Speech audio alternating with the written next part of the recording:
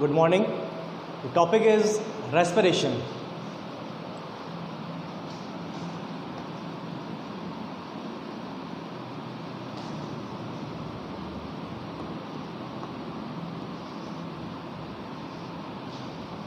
In this lecture, we are going to discuss elementary idea of complete respiration. Respiration के जो complete respiration है, पूरा process, उसमें 3 steps है, 3 प्रोसेस हैं, 3 ऐसी कंडीशंस है जहाँ पर ये कंप्लीट हो रहा है. Glycolysis, Krebs cycle and electron transport chain और electron transport system. In this lecture we just discuss only all 3 processes in brief. तो बिल्कुल ब्रीफ में ये तीनों प्रोसेस यहाँ पर डिस्कस करेंगे. उससे पहले मैंने आपको प्रीवियस लेक्चर में बताया था, जब भी हम कुछ भी स्टार्ट करते हैं तो ऊपर एक सिंबल वगैरह कुछ लिखते हैं, तो यहाँ पर भी हम वही लिखेंगे. सिंबल हमें याद रखना है. जब देखो सिंपल सी चीज़ है, मैं आपको बार बार बताऊँगा. जब रेस्पिरेशन डिस्कस कर रहे हैं तो उस पर ऊपर सबसे ऊपर रेस्पिरेशन की रिएक्शन को लिखना होगा. जब फोटोसिंथेसिस डिस्कस कर रहे हैं तो फोटोसिंथेसिस की रिएक्शन को लिखना होगा, क्योंकि जब तक आपको बैलेंस रिएक्शन याद नहीं है तब तक पूरा प्रोसेस आपको याद करना बहुत मुश्किल है. सबसे पहली कंडीशन यही है कि आपको रेस्पिरेशन की एंड फोटोसिंथेसिस की जब इनको डिस्कस कर रहे हैं तो उनकी रिएक्शंस अच्छे से याद होनी कंपलसरी है. तो मैं रिएक्शन लिख देता हूँ. एरोबिक एंड एनारोबिक रेस्पिरेशन की रिएक्शंस हैं, तो मैं दोनों को मेंशन कर देता हूँ. C6H12O6 plus 6O2. मैंने आपको कल भी बताया था, यहाँ पर 6 डोमिनेंट है, बहुत ज़्यादा रिपीटेटिव टाइम 6 आ रहा है. यहाँ पर फॉर्मेशन हो जाएगा. अब यहाँ पर जो एंड प्रोडक्ट्स हैं वो एंड प्रोडक्ट्स बनेंगे 6CO2 प्लस 6H2O प्लस 36 और 38 ATP, एडिनोसिन ट्राइफॉस्फेट.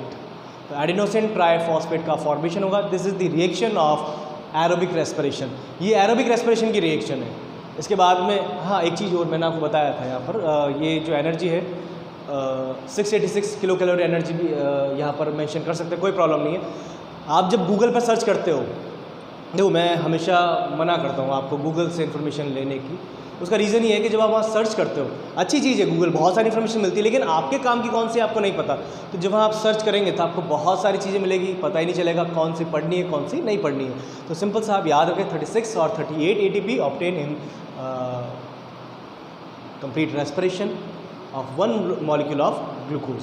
या सिंगल मॉलिक्यूल है ग्लूकोज का जिसका रेस्पिरेशन कंप्लीट एरोबिक रेस्पिरेशन हुआ है, और जिससे उसके बाद में फॉर्मेशन होगा 36 और 38 ATP का. चलो नेक्स्ट बात करते हैं एनारोबिक रेस्पिरेशन की. जब बात करेंगे एनारोबिक रेस्पिरेशन की तो यहाँ पर C6H12O6 ये तो बिल्कुल वही है जैसा था, बस कंडीशन ये है कि यहाँ पर O2 does not utilised. O2 का यूटिलाइजेशन नहीं होगा. फॉर्मेशन हो जाएगा 2C2H5OH plus 2CO2 plus 2 ATP. तो यहाँ पर 2 ATP का फॉर्मेशन हो जाएगा. अभी प्रोसेस होता कैसे और कहाँ पर होता है, अपनी बॉडी में कहाँ हो रहा है रेस्पिरेशन. जैसे मैंने आपको बताया था, जो रेस्पिरेशन का प्रोसेस जिसमें ब्रीदिंग हो रही है, breathing exchange of gases, inhale of O2 exhale of CO2, ये प्रोसेस हो रहा है. उसके बाद में मैंने आपको ये भी बताया कि ये तो एक एक्सटर्नल रेस्पिरेशन हुआ. जब बात करेंगे सेलुलर रेस्पिरेशन की, cellular respiration takes place in our cell. What is the exact location in this cell. तो सेल के अंदर जब बात करें तो वहाँ पर 3 डिफरेंट साइट्स हैं. Cytosol, cytoplasm, mitochondrial matrix and inner membrane of mitochondria. तो 3 डिफरेंट साइट्स हैं जहाँ पर आपका कंप्लीट प्रोसेस रेस्पिरेशन का होता है. ये कैसे हो रहा है? अभी मैंने आपको 3 नाम लिए, इन 3 नामों को आप डिस्कस करेंगे। तो फर्स्ट इज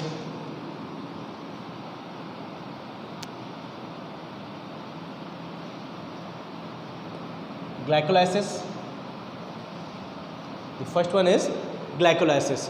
अब ग्लाइकोलाइसिस कहाँ पर है, किस में हो रहा है और कैसे हो रहा है, इसकी डिस्कस मैं बहुत ब्रीफ में बता रहा हूँ आज। एक्चुअल में रीज़न यह है, ये एक स्केलेटल लेक्चर है, मैं बस आपको ओवरव्यू बता रहा हूँ कि ग्लाइकोलाइसिस की समरी क्या है, क्रेब्स साइकिल की समरी क्या है और आपके ईटीएस की समरी क्या है। तो वो मैं एक समरी बस आज बता रहा हूँ, उससे अगर ये समरी समझ में आ गई तो आपको ग्लाइकोलाइसिस और क्रेब्स साइकिल समझ में आ जाएंगे, ईटीएस समझ में आ जाएगा। अगर ये समरी समझ में नहीं आई, आपने ये लेक्चर अगर स्किप किया तो वो दोनों समझने में थोड़ी सी प्रॉब्लम हो सकती है, समझ में आ जाएंगे लेकिन थोड़ी प्रॉब्लम वहाँ पर क्रिएट हो सकती है।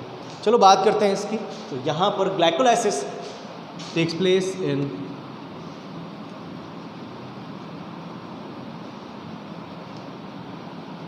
साइटोप्लाज्म। ये हो रहा है आपके साइटोप्लाज्म में। तो साइटोप्लाज्म में कंप्लीट होता है ग्लाइकोलाइसिस का प्रोसेस, ठीक है। सेकेंड थिंग, यहाँ पर होता क्या है, इसके अंदर सिंगल मॉलिक्यूल ग्लूकोज से फॉर्मेशन होता है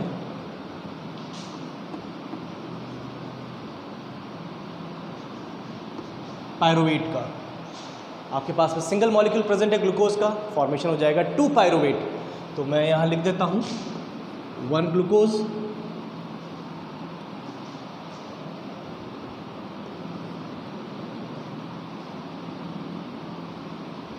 2 पायरुवेट। तो 1 ग्लूकोज से 2 पायरुवेट का फॉर्मेशन हो रहा है। अब एक छोटी सी कंडीशन, यहाँ पर जब एक ग्लूकोज से 2 पायरुवेट का सिंगल मॉलिक्यूल ग्लूकोज से 2 पायरुवेट का फॉर्मेशन हो रहा है, तो इस कंडीशन के अंदर यहाँ पर कार्बन का नंबर हाफ हो जाएगा। Glucose is 6 carbon molecule while pyruvate is 2 carbon molecule. तो यहाँ पर 3 कार्बन मॉलिक्यूल, तो ये एक 6 कार्बन मॉलिक्यूल है और ये 2 पायरुवेट है, ये 3 कार्बन मॉलिक्यूल। तो सिंपल सी कंडीशन है, ये ध्यान रखनी है आपको। करना क्या है, कुछ भी नहीं करना है। जब ग्लाइकोलाइसिस नेक्स्ट लेक्चर में, कल के लेक्चर में जब ग्लाइकोलाइसिस डिस्कस करेंगे तो उसमें देखेंगे कि कैसे ग्लूकोज के मॉलिक्यूल से फॉर्मेशन हो रहा है आपके पायरुवेट का। लंबा प्रोसेस है। Glucose 6 phosphate, fructose 6 phosphate, fructose 1,6 diphosphate, 3 PGL, 3 phosphoglyceraldehyde, 1,3 diphosphoglyceraldehyde, 1,3 diphosphoglyceric acid, 3 phosphoglyceric acid, 2 phosphoglyceric acid, 2 phosphoryl pyruvic acid and then pyruvate. तो ये लंबा सा प्रोसेस जो है इसको डिस्कस करना है, डिस्कस करेंगे नेक्स्ट लेक्चर के अंदर। चलो यहाँ पर बात करते हैं ग्लूकोज से पायरुवेट का फॉर्मेशन हुआ। अब ये प्रोसेस किस में हो रहा है, एरोबिक में हो रहा है, एनारोबिक में हो रहा है? सिंपल सी कंडीशन, ये प्रोसेस दोनों में होता है।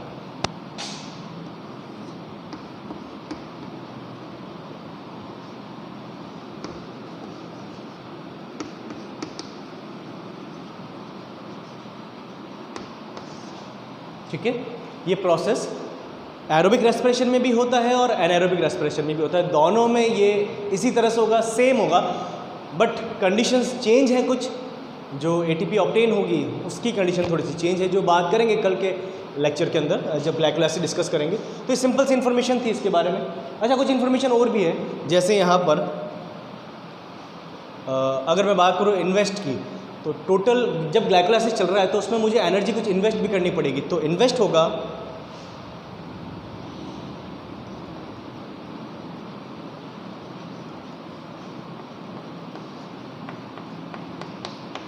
टू एटीपी मुझे इन्वेस्ट करनी होगी। 2 ATP का लॉस होगा ग्लाइकोलाइसिस के प्रोसेस में। अब वो कोई भी हो, एरोबिक रेस्पिरेशन हो या एनारोबिक रेस्पिरेशन हो, किसी का भी हो, उसमें 2 ATP इन्वेस्ट होगी। चलो, इससे एक बात आपको ये भी क्लियर होती है कि glycolysis not require O2। Glycolysis को O2 की रिक्वायरमेंट है ही नहीं, क्योंकि एनारोबिक में भी तो हो रहा है। ये तो एक ऑब्वियस कंडीशन है कि जब आप बात कर रहे हो कि O2 की रिक्वायरमेंट है कहाँ पर, तो यहाँ पर तो नहीं है O2 की रिक्वायरमेंट, क्योंकि एरोबिक रेस्पिरेशन में हो रहा है, एनारोबिक रेस्पिरेशन में भी हो रहा है। तो O2 की रिक्वायरमेंट कहाँ पर है? दोनों में हो रहा है। सेम प्रोसीजर बिल्कुल सेम है। जब मैं लिखूँगा एक भी स्टेप उसमें चेंज नहीं होगा, सारे स्टेप्स सेम रहेंगे। चलो नेक्स्ट डिस्कस करते हैं। यहाँ पर इन्वेस्ट हुआ 2 ATP का, गेन होगा, जब मैं बात करूँगा गेन की,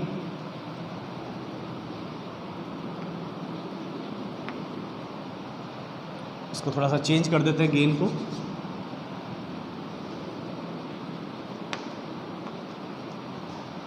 गेन होगा 2 NaDH2 एंड 4 ATP। तो ये टोटल गेन है, ये टोटल इन्वेस्ट है। इसकी कैलकुलेशन करेंगे और नेट गेन हमें ऑब्टेन हो जाएगा। जब मैं बात करूंगा नेट गेन की,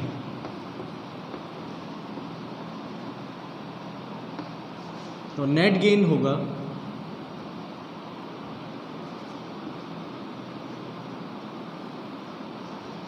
एरोबिक रेस्पिरेशन में डिफरेंट होगा, एनारोबिक में डिफरेंट होगा।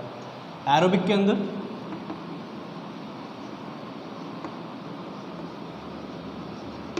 एरोबिक रेस्पिरेशन में नेट गेन हो जाएगा 6 और 8 ATP।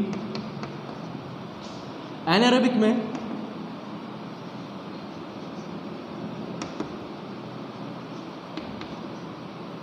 Only 2 ATP। ठीक है, ये समरी है ग्लाइकोलाइसिस की जो मैं आज बता रहा हूँ आपको। ठीक है, ये अगर समझ में आ गई तो कल का लेक्चर बहुत इजीली समझ में आ जाएगा आपको। ठीक है, चलो तो डिस्कस करते हैं। अब बात करते हैं क्रेब्स साइकिल की। Second one is Krebs cycle. First glycolysis, second Krebs cycle.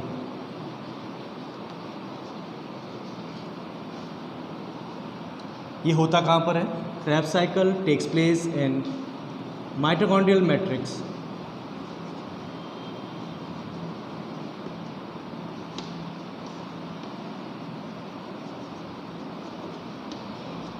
ये माइटोकॉन्ड्रिया के मैट्रिक्स में कंप्लीट होने वाला प्रोसेस है। ठीक है, सिंपल सा। अब एक्चुअल में इसमें ये ऐसा नहीं है, ये एक साइक्लिक प्रोसेस है। इसमें हम स्टार्ट करेंगे पायरुवेट से acetyl coenzyme A, acetyl coenzyme A से एसिटाइल कोएंजाइम ए रिएक्ट करता है oxalo previously present oxalo acetic acid के साथ में। तो सेल में माइटोकॉन्ड्रिया मैट्रिक्स में, माइटोकॉन्ड्रिया मैट्रिक्स की बात कर रहे हैं, तो मैट्रिक्स में प्रीवियसली प्रेजेंट है ऑक्सिलो एसिटिक एसिड, वो रिएक्ट करेगा ऑक्सिलो एसिटिक एसिड के साथ में, फॉर्मेशन करेगा सिट्रिक एसिड का। ये सब डिस्कस करेंगे डिटेल के अंदर, बहुत डिटेल में बात करेंगे कौन सा कितने कार्बन का। बस मैं ऐसे ही बोल रहा हूँ, आपको याद रहे तो ठीक है, नहीं तो वहाँ तो याद कर ही लेंगे। तो पायरुवेट से acetyl coenzyme A react with oxalo acetic acid, both react with each other and form citric acid converted into isocitric acid with the help of enzyme एकोनिटेज। In 2 step, 2 step में कंप्लीट होता है। पहले सिर्फ aconitic acid का formation होगा, then formation हो जाएगा isocitric acid का। उसके बाद में फॉर्मेशन होगा ऑक्सिलो सक्सिनिक एसिड का, अल्फा कीटोग्लूटारिक एसिड जो 5 कार्बन मॉलिक्यूल है, इससे पहले वाले 6 कार्बन मॉलिक्यूल थे। सब डिस्कस करेंगे वहाँ पर, मैं बस ऐसे ही बोल रहा हूँ आपको, थोड़ा सा याद हो तो अच्छी बात है, एक रिकॉल हो जाएगा जब मैं फिर वहाँ आपको बताऊँगा। तो अल्फा कीटोग्लूटारिक एसिड से succinyl coenzyme A, succinic acid, fumaric acid, इसको मैं फ्यूमेट भी कह सकता हूँ, मैलिक एसिड या malate, again oxaloacetic acid, और ऑक्सिलो एसिटिक एसिड फिर से जो एसिटाइल कोएंजाइम में अंदर आएगा उसके साथ रिएक्ट करेगा और फॉर्मेशन कर देगा सिट्रिक एसिड। तो ये साइकिल चलता ही रहेगा इसके अंदर, ये साइकिल्स में चलता रहेगा। तो मैं यहाँ ये नहीं लिखूंगा कि रिएक्शन किससे क्या बन रहा है, सबस्ट्रेट क्या है, प्रोडक्ट क्या है। मैं सबस्ट्रेट एंड प्रोडक्ट की बात यहाँ पर नहीं करूँगा, मैं इसमें फर्स्ट स्टेबल कंपाउंड की बात कर दूंगा, that is citric acid. First stable compound is citric acid.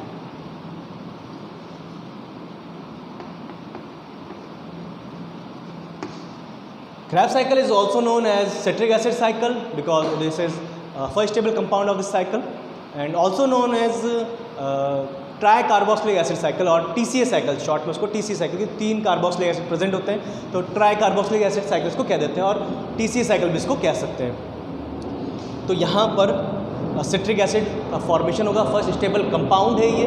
चलो नेक्स्ट इसमें अगर बात करें तो एनर्जी, कितनी एनर्जी इन्वेस्ट हो रही है, कितनी एनर्जी गेन हो रही है। इन्वेस्टमेंट कुछ भी नहीं है, सबसे अच्छी बात ये है इसकी, क्रैब साइकिल की सबसे अच्छी बात ये है कि यहाँ पर इन्वेस्टमेंट कुछ भी नहीं है, कोई भी एनर्जी आपको इन्वेस्ट नहीं करनी है। तो मैं यहाँ पर लिख रहा हूँ, इसमें अगर बात करते हैं एनर्जी की, तो हाँ अब ये किस में हो रहा है, जैसे मैंने यहाँ लिखा aerobic anaerobic, this is only found in aerobic respiration, ये सिर्फ एरोबिक रेस्पिरेशन में ही होगा।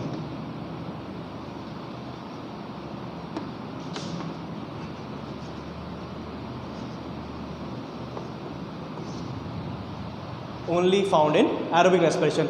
एनारोबिक रेस्पिरेशन में आपको ये बिल्कुल नहीं मिलेगा, ठीक है, नहीं मिल रहा है वहाँ पर, ये बैक्टीरिया में नहीं होगा, बिकॉज उसके पास बैक्टीरिया में हो रहा है, बैक्टीरिया के पास में माइटोकॉन्ड्रिया ही नहीं है, ये माइटोकॉन्ड्रिया की मैट्रिक्स में हो रहा है, ठीक है। तो मैंने लिखा है माइटोकॉन्ड्रिया की मैट्रिक्स उसके पास नहीं है, तो कैसे चलाएगा वो, उसको कैसे रन करेगा। चलो आगे बात करते हैं इसमें इन्वेस्टमेंट की और गेन की। इन्वेस्टमेंट तो कुछ है नहीं, गेन हो रहा है इसके अंदर। अब जो गेन है इसके अंदर,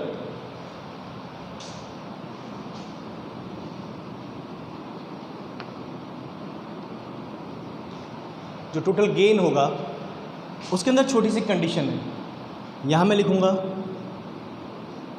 1+3 NaDH2। मैंने लिखा है 1+3 NaDH2। इसका रीज़न क्या मैं अभी बताऊंगा आपको। साथ में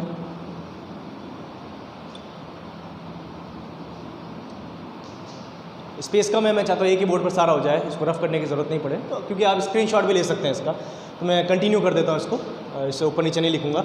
तो 1+3 NaDH2 ऑब्टेन हो रहे हैं। चलो मैं टोटल लिख देता हूँ, तो टोटल हो जाएगा इसका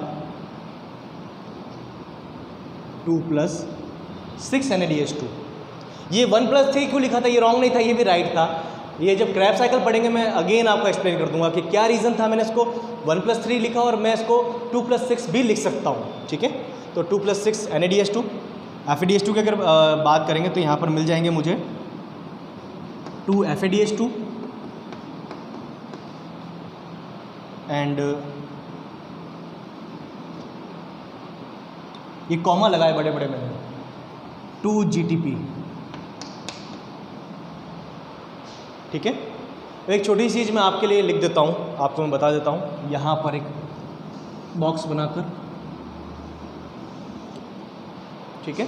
ये आपको याद रखना है, ये बॉक्स बहुत काम का है, ये मैजिक बॉक्स है, आपके काम आएगा यहाँ पर भी और फोटोसिंथेसिस में भी।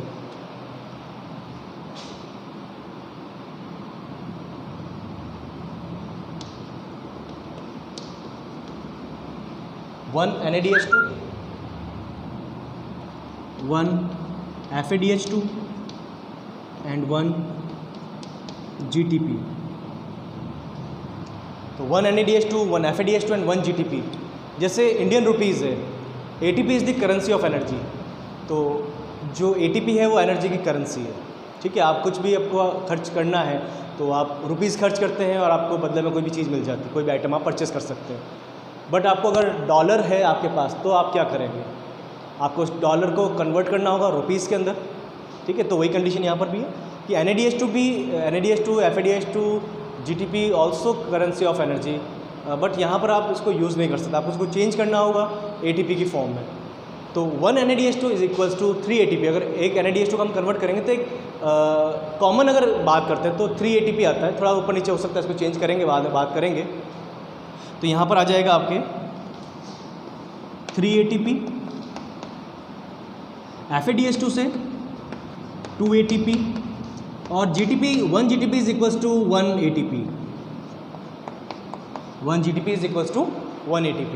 अब इसको कैलकुलेट करो आप, मैंने लिखा है 6 NaDH2, 6 मल्टीप्लाई बाय 3 18, 2 NaDH2, तो 6 और 8 कॉमन अगर इसको कैलकुलेट करें 6 + 2 8 NaDH2, 8 NaDH2 का मल्टीप्लाई कर दो 3 से 24, 2 FADH2 है तो इसको 2 से मल्टीप्लाई करेंगे क्योंकि 2 ATP मिलते हैं, 2 ATP ऑब्टेन होते हैं। तो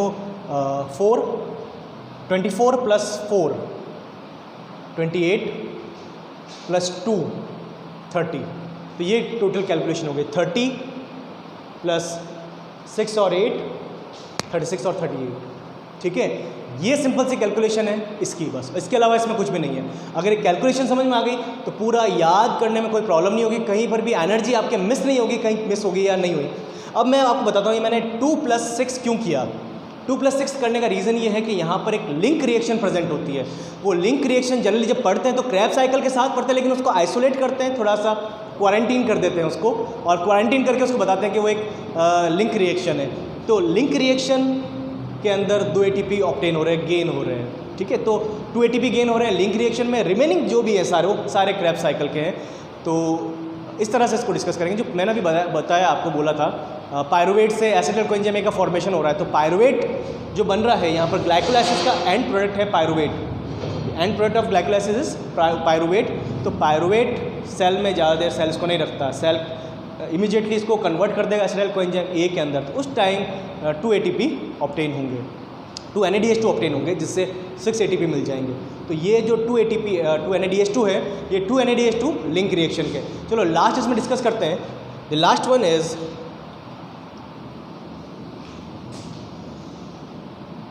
ETS, the third one is ETS और ETC, इलेक्ट्रॉन ट्रांसपोर्ट सिस्टम और इलेक्ट्रॉन ट्रांसपोर्ट चेन। ये कहाँ रन होता है? ये रन होता है आपके इनर मेम्ब्रेन ऑफ माइटोकॉन्ड्रिया।